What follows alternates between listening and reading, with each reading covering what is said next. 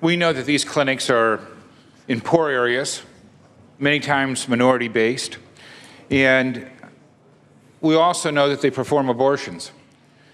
If men had abortions, you would never tolerate this, because we value men's lives. That's why we pay men more than we pay women. And it's wrong, and the practice has to stop. But I value women's lives, and I believe that they should be paid the same, but most importantly, we should protect their lives.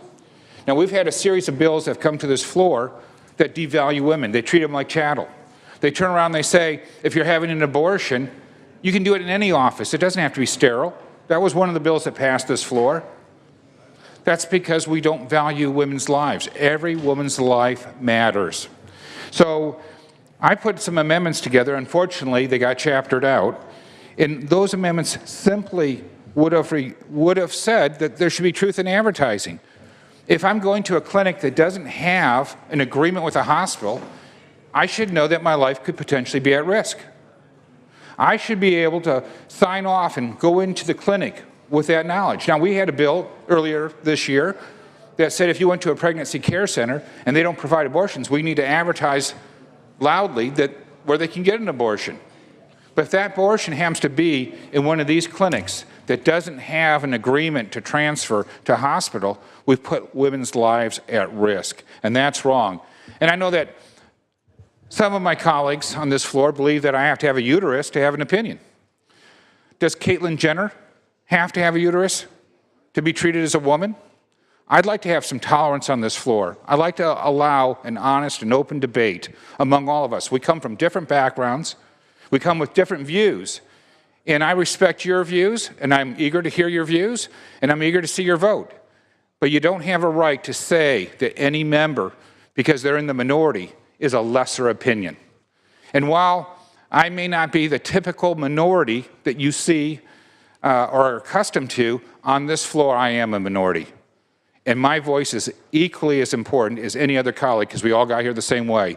We won our race in our district. And in my district, I want people to know that I will not support a bill that's the spearhead on the war of women. I do not support the war on women. And bills like this, while however well-meaning, can only be described as the spearhead on the war on women, because it devalues their lives. Members, we're more capable than this. There's other ways to go about this. At the end of the day, no woman should lose her life because she chose to have an abortion. Whether I agree with that abortion or not doesn't matter. All women's lives matter. And when we continue to promote bills that lower the standards of medical care for women under the ruse that we're giving them more care, see, I think it's not just about giving women care. It's about giving them top-notch care, the care that their life is worthy. All life is precious, and everybody deserves to receive the best care possible. That's why it troubles me, not only on this bill, but we've passed so many bills that cost so much money when we're not even providing health care for the weakest members of our society. And we're saying that we have to increase taxes in order to do our most basic services. It's wrong. I'm urging you to elevate women equal to men. Don't let them receive lesser health care because we don't value them. I value them. I'm willing to fight for women. I'll continue to fight for my daughters. I'll continue to fight for my wife and every other woman that lives in the state of California. I urge a no vote.